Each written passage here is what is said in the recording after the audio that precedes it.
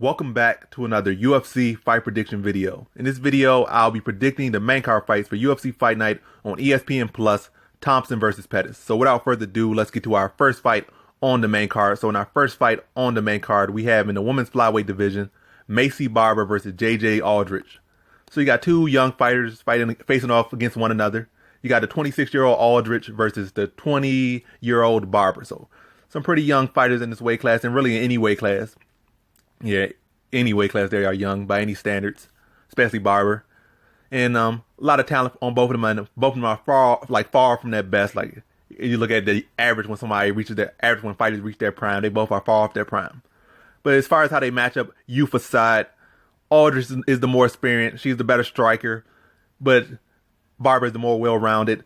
Aldrich is more experienced, the better striker, but Barber is more well-rounded. She's undefeated and has that undefeated mentality, really untested, like as far as like nobody really pushed her to the limit as far as inside the octagon in the amateurs or pros. So she's really just has that in her head that nobody can push her, nobody can beat her. She's just that girl right now. She's already saying she wants to be champion. I think she might even say something about being a two-weight champion or stuff like that. So she has high hopes for her career right now. So solid fighter with a lot of momentum riding behind her.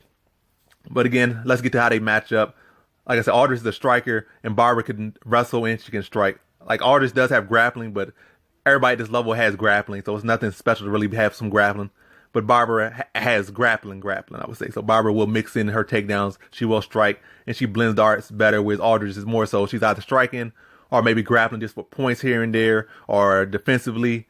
But Barber would do it offensively. She's like an offensive fighter. I feel that Aldrich is the more technical striker. But Barber's volume is so much higher than Aldrich's volume that sometimes that volume cancels out the technical abilities of a more technical striker. Especially when it's not like Aldrich is that much of a better striker than Barber. And it's not like Aldrich has that power to really stop Barber in her place. It might shut her down for a little bit, make her readjust, but it's not going to put her on her butt or make her just reconsider her whole game plan. She's still going to be going out there throwing a record value, being aggressive, trying to get takedowns, trying to dominate her opponent like she's done in every other fight. But Aldrich will be her stiffest test by far. Now I feel that Aldrich will give her some pushback and put her in a fight that she's going to have to grow in and going to have to make some adjustments in. But I feel like with Barber being the more well-rounded fighter who can wrestle and grapple, you look at Aldrich's past when she loses to better strikers and better grapplers, or solid grapplers. We look at her resume, her losses. I think Barber can implement a lot of that stuff. I'm not saying she's going to out-strike her, but she can mix in the striking and grappling to use the fact that she's a more well-rounded fighter to her advantage to pull out a decision over Aldrich. I think Aldrich is tough. I think she's skilled, certainly far more skilled than the people that Barber has faced in the past, and that will give Barber some tests. But I think throwing more volume, mixing in takedown and grappling will lead the fight to her getting the decision. I don't think it's going to be no controversy over no split decision type of thing. I think Barber's going to win clear, but I think it's still going to be a tough fight. But in this fight, I got Barber via decision. Now on to our next fight we have in the featherweight division, Peterson versus Pena, or Crazy Bob Cook, or Bob Ross, or I'm saying Bob Cook. That's the one of the AKA coaches, but Bob Ross, yeah. When I look at this fight, I'll give you straight to the point. Peterson, he's a solid fighter and all, but when I look at him, he's like a fighter that really never going to really elevate to the top level or anything like that. He's going to pretty much stay around where he's at, maybe get to the middle if he's lucky. But so far from what I've seen from him, he's just poor defense, poor fight IQ. Well, for the most part, poor fight IQ, poor defense, poor striking. But he's good enough to get here because he's durable and he got that heart of a fighter, but he doesn't have that mind of, where you need to have, or the technical abilities you need to have to really stay at this level of the game. He kind of has those abilities where he's going to be here for a little while, be a side end, and be gone. With Pena, he has the potential to stay around for a long time and probably even be a solid, good fighter in the sport, maybe even do great things. But at least I say he has the potential to stick around in the sport or stick around in the UFC when I see what Crazy Bob Ross. But as far as with this fighting depend more on than anything is the mentality of Pena, or I'm gonna say Lewis, the mentality of Pena's mentality. I would where his mind is at right now, because he's 6'3". That's already was big at lightweight. He loses one fight to the Ultimate Fighter winner that from the same season he came off. He lost a pretty clear cut decision, got shut down a bit. And then he instantly goes down to 145. Already 6'3", a huge lightweight, and goes down to be an even bigger 145er. So where's his mind at? How would a weight cut affect him? Is it that his mind's so weak that if he loses, he got to go down to the weight class? If he's not winning every fight, he has to go down weight class. So if he loses another fight, he can go down to 135. So where's his mind at? Is his mind that fragile? That's what I worry about. But as far as skill set, Peterson's striking is not the best. I think Pena could outstrike him. His grappling is solid enough or decent enough. But Pena has good counter wrestling, good scramble. So if Peterson tries to take him down or goes desperate for takedown, I think Pena can reverse it and scramble with him. I think Pena definitely has the reach and range. I don't know if he'll have the speed coming down, especially how drained he'll be. But I think more so this comes down, is he mentally there? And I'm going to say he's mentally there enough to beat Peterson, but is he mentally there enough to rise up the ranks? I don't know, but he definitely could beat a guy like Peterson, who you really don't need too much mental game to beat. And that's no insult to Peterson. It is just what it is. I think Pena can outstrike him in this fight and then secure some takedowns against Peterson. Because it's not like Pena went out there and got dogged by the Ultimate Fighter win. That guy is a solid fighter. I'm saying Ultimate Fighter win because I forget his name right now, but that dude's a solid fighter. It wasn't more that Pena got exposed to be a bad fighter. That guy to show that he's more than just some fluke winner who only won the show because the good other contestants on Team Cormier got injured. He won it because he felt he was the best, and he showed that he was the best on that season despite other people getting injured. But Pena, I think he's still a hot prospect, still a solid prospect. He's going to rebound and get probably a gritty, grindy decision because he's going to have to adjust to that weight class. That's going to be more of the battle than Peterson himself is going to be dealing with that weight cut and then dealing with a guy who's just a fighter. He's not a guy that's all that technical. He could take a punch. He'll give you a punch. He'll fight, and he'll be there in your face. And it's going to take a Mack truck to take him out of there. But technical-wise, he's not that technical. And I think Pena's just a much better fighter. And I see Pena really just dictating the fight in a gritty kind of way, getting some takedowns when needed, outlanding him when needed to keep that, to win the strike total, and winning a decision at this weight class in his debut at 145. So in this fight, I got Luis Pena via decision. Now on to our next fight we have in the flyweight division, Jussier Formiga versus Deiveson Figueiredo. So in this fight, we have the boogeyman of the flyweight division, Figueiredo, a boogeyman in a division that may soon become non-existent, a ghostly division of the past. So that's very fitting to have that nickname, that moniker, or give him that moniker in this division that's ghostly or seemingly going to become ghostly. But let's get back to the prediction. Jussier has gotten much better since his losses years ago to Dawson and Benavidez, and he has improved upon his striking and his wrestling significantly, and he is no longer just that several-time BJJ world champion, but instead a well-rounded killer who still has that top-notch BJJ. But all that being said, Figueiredo is a killer, and I think their styles match up well for him. Formiga's striking has gotten better, but Figueiredo is still the much better striker. And his strikes are heavy. He strikes very heavy. Formiga, his wrestling has improved, but Deiveson has solid grappling of his own, and he is very physically strong. I said very twice, but he's physically very strong. So he can defend Formiga's takedowns, and even if Formiga has success with some of those takedowns, Figueiredo can defend well off his back and spring back up to his feet. So he's competent on the ground with defense, offense, so it's just not going to be no easy night to just take him down and work there. But what I see this fight playing out, I see Figueiredo shutting down Formiga's takedown attempts, then exploiting Formiga's desperate striking attempt. Like when he's not having success with his grappling, he's going to go for striking. When you're not confident with your grappling, you can't rely on your grappling anymore, then your striking becomes desperate. You start to try to throw stuff you shouldn't be throwing just in a way to kind of, make something happen, and you get desperate. And when you start throwing those desperate strikes, I see Figueiredo countering those strikes, then pushing them back and landing heavy strikes to stop the fight in the first round. So in this fight, I have Deiveson Figueiredo via first round TKO. Now to our next fight we have in the lightweight division, John Makdessi versus Jesus Pinedo. So in this fight, you have a veteran versus an up-and-comer. Makdessi has faced some of the best fighters this division has had to offer for over many years, and Pinedo is a young 22-year-old prospect who is fighting a fighter of Makdessi caliber for the first time. So this is a huge step up for him. The first time he's really fighting a true veteran, a true solid fighter who has been in there with some of the best and beaten some of the best. And this is his first time fighting that level of competition, whether in the UFC or outside the UFC. This is his first time, this first big step up. So both men are taking a late replacement fight or late replacement opponents, as both of their previous opponents pull out of their respective fights. But how do these two fighters match up?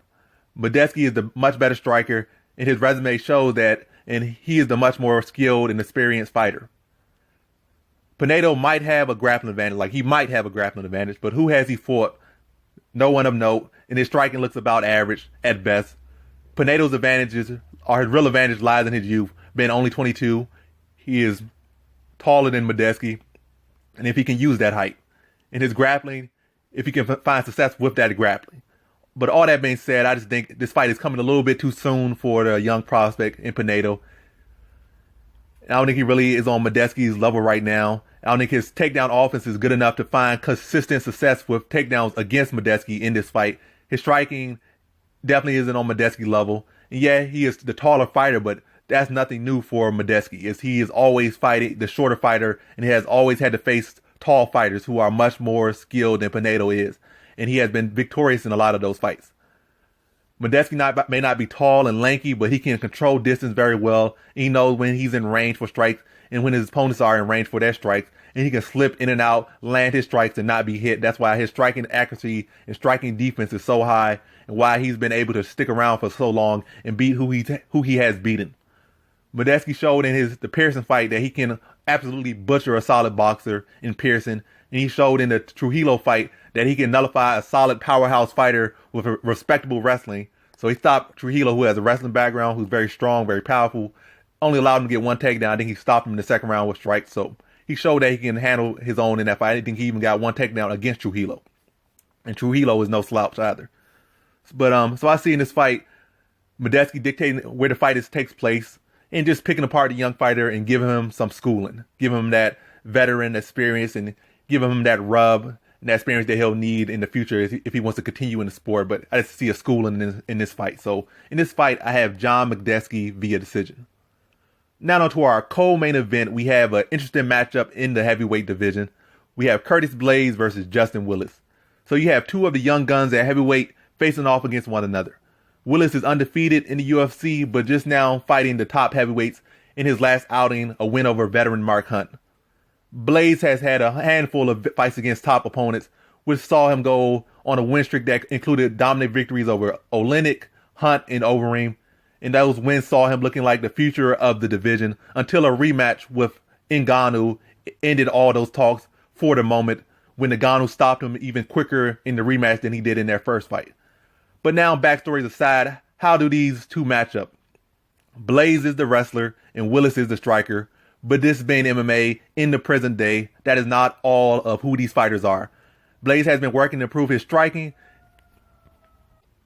So again, Blaydes has been working to improve his striking, and he's getting better there. And Willis, though we have only seen his striking, he has trained alongside two of the best wrestlers in the division for years. Those two being Cain Velasquez and Daniel Cormier, who are also two of the best heavyweights of all time and two of the best fighters of all time, period. So wrestling is really nothing new to Willis. Willis showed that he could outstrike a top striker in Mark Hunt in his last fight, and that entire fight was fought on the feet. And though he did not run through Mark Hunt, he showed all his skill and fought a smart point fight style against the dangerous veteran to win a clear decision. So given those factors, he's a good underdog bet for this card, given his striking ability and his experience training with top wrestlers in the division. But for my prediction, I'm going to lean to Blaydes in this fight. Yes, Willis is the better striker and will likely be difficult to wrestle, but he doesn't have the most power. He has questionable cardio, and training with wrestlers and fighting a wrestler are two different things. I think he'll do well, but I see Blaydes just fighting a smart fight and using his wrestling to wear on Willis against the cage. Secure takedowns and drain the clock. Even though Willis will do a good job on defense, I think Blaydes will be able to find ways to use his wrestling, whether it be smother him against the cage or taking him down, landing some ground and pound here and there. And the control time will add up. The clinch strikes and the ground strikes will add up. And this will all factor for Blaydes winning a kind of a smart but needed point fight decision victory over Willis. It might not be the most exciting, but it'll be a victory he'll need to keep going further in the division, not risk getting another loss. So in this fight, I have Curtis Blaydes via decision. Now on to our main event, we have in the welterweight division, Stephen Thompson versus Anthony Pettis. we have the former lightweight champion Pettis coming up a division to face the two-time welterweight title challenger Thompson. So many people will ask why. Why is this fight even happening? And for Thompson, that is a big question mark. But for Pettis, there's a clear answer, and that answer is because he sees a big opportunity and he sees a style matchup that can give him opportunities in a matchup that is a win-win for him. Thompson is only going to strike with him, so Pettis won't have to worry about wrestling or grappling, and he has a clear advantage in grappling. Thompson is one of the best strikers of all time, but Pettis is a great striker as well, and he'll likely have a speed advantage over a fighter in Thompson whose striking relies heavily on his speed and timing. So Pettis sees his opportunity that he can go up, fight a guy who's not too far off from a title shot with a style matchup that's not unfavorable, like not completely unfavorable. And it's a fight that he can put him in the picture at welterweight. If he wins, but if he loses, he'll take it as a moral victory like he did with the Ferguson loss, and probably even more so because Thompson is a welterweight. Pettis is a huge dog in this fight, and that's why he's a good bet. But betting aside, let's get to the prediction. I see Pettis looking to use his speed and try and catch Thompson when he's entering with strikes. And on the outside, I see him attacking Thompson's legs to take away some of his mobility. Then I see Pettis looking to use his speed and timing to try and get under Thompson to secure well-timed takedowns, which will allow him to grapple. And this might not be what's going to happen, but that's what I see the game plan for Pettis being, because he's not going to go out and just try to purely strike with Thompson. He's going to see that he's a more well-rounded fighter. He's going to try to use all of his tools. But that's what I see his game plan being. But what I actually see happen, I see Thompson fighting a bit of a smart fight and a rightfully cautious fight early, using his range and movement more than just his speed early to deal with the speed of Pettis and not allow him to get close enough to have success in those first couple rounds, which will make those rounds kind of close. Then around the third, then I see from the third round till the end of the fight, I see Thompson picking up the pace. And once he sees the openings in Pettis and his timing and figures him out a bit, I see him starting to widen the gap on strikes, becoming more comfortable letting his hands go, letting his strikes go. That's really after he figures Pettis out. I don't see a finish materializing in this fight, as Thompson's style is not an aggressive one. The finishes for Thompson rely heavily on his opponents making mistakes more than Thompson's aggression. And I think with Pettis' speed, skill, and experience, he'll just start fighting more defensive-minded when the fight's not going his way. Pettis does have a good shot, but his mind hasn't been in the right spot. He is moving up because he's too scared to lose his place at lightweight and worried about facing young, hungry fighters, up-and-coming fighters coming up in the weight class that might ragdoll and wrestle him. But besides that, he's checked himself out of 3 of his recent losses to Holloway, a broken hand and cave to body shot, Poirier, his ribs, and then Ferguson, he broke his hand and was gassing and didn't bother to come out to the third. I think the hunger is there, but not enough. He's just trying to get lucky at this point. He's trying to find these advantageous matchups. He's trying to find these right matchups and these right opponents, right styles, instead of just saying, I'm the best guy and I'll fight anybody. Let me try to find my way to position myself to get the most favorable matchup for me. And that's just not the right mindset to have if you really want to be the best. If you're the best, you're supposed to say, I could beat anybody, not just saying, I can fight this guy and beat that guy. Especially if you're just trying to stay around. You're trying to be the best, not trying to be the guy that's trying to jump the line by finding these matchups that you might be able to get lucky in or might have a good style for. But yeah, he can certainly beat Thompson, but I say his mindset just not in the right place. And as far as their hunger, we have seen Thompson get hurt. He sprung back up in the Willie fight, sprung back up in the Till fight. If it goes to grappling, we have seen Thompson fight through Willie's guillotine attempt. So we have seen that dog in Thompson. So Thompson just has that dog in him more than Pettis does right now. I think Pettis has gotten too used to losing and kind of just caved when it's he just be throwing those friendly quits like it's mad, and he be doing friendly quits I'm not going to win this one, so let me just duck out of here and not get hurt anymore. Where if he'd seen Thompson, he'd be in these fights and be in bad situations, he doesn't quit. He still has that ability. He still believes he can be the best, and with good reason. And Pettis is trying to find a reason to believe in himself, whereas Thompson already has that belief. He doesn't need somebody to instill it or a victory or performance to instill that in him. But to sum it up, Pettis is trying to capitalize on some advantage he thinks he has or thinks he sees. And Thompson will play mind sweep and clear out the traps early on, then pick him apart down the stretch. Even if Pettis does find success, Thompson will tough it out. But if Pettis is greeted with adversity, he'll cave into that adversity. So in this fight, I have Stephen Wonderboy Thompson via decision. And that concludes my fight predictions for UFC Fight Night on ESPN Plus, Thompson versus Pettis. Thanks for watching. Like, comment, and subscribe, and come back for more videos. Peace.